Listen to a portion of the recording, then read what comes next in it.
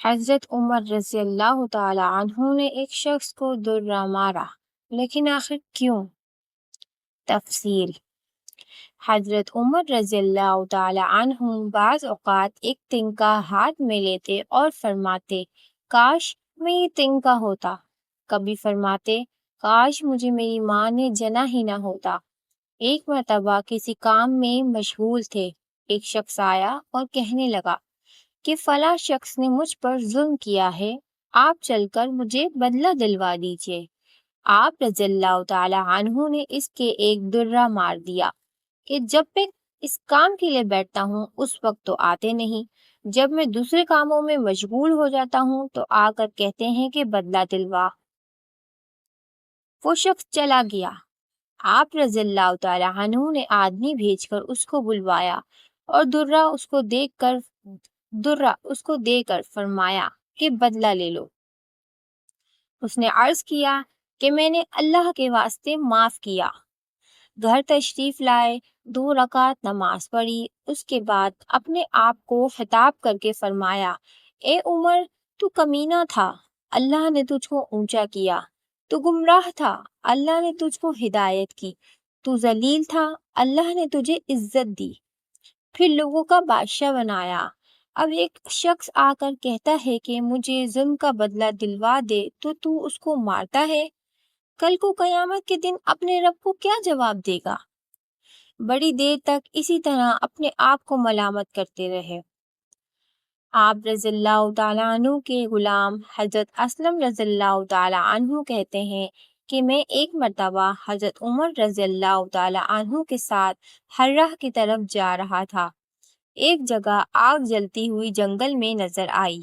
حضرت عمر رضی اللہ تعالیٰ عنہ نے فرمایا کہ شاید یہ کوئی قافلہ ہے جو رات ہونے کی وجہ سے شہر میں نہیں گیا، باہر ہی ٹھہر گیا، چلو اس کی خیر خبر لیں، رات کو حفاظت کا انتظام کریں۔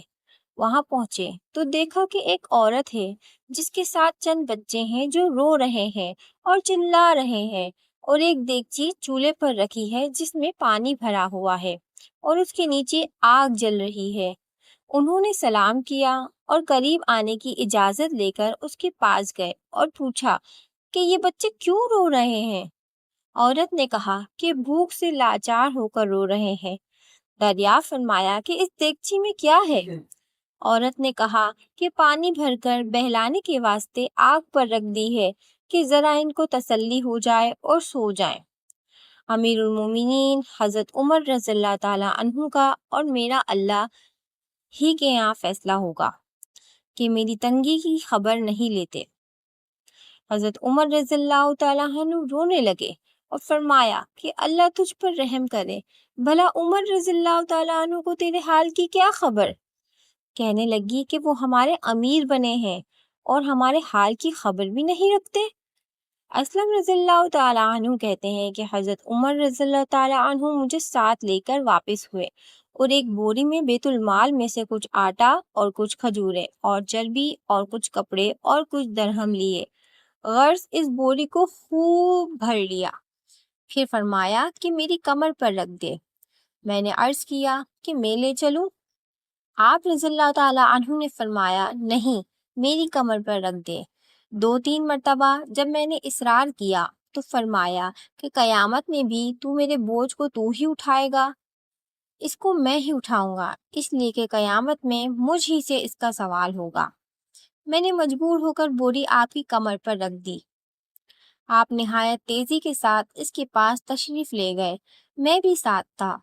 وہاں پہنچ کر اس دیگچی میں آٹا اور کچھ چربی اور کچھ کھجوریں ڈالی اور اس کو چلانا شروع کیا اور چولہے میں خود ہی پھونک مارنا شروع کیا۔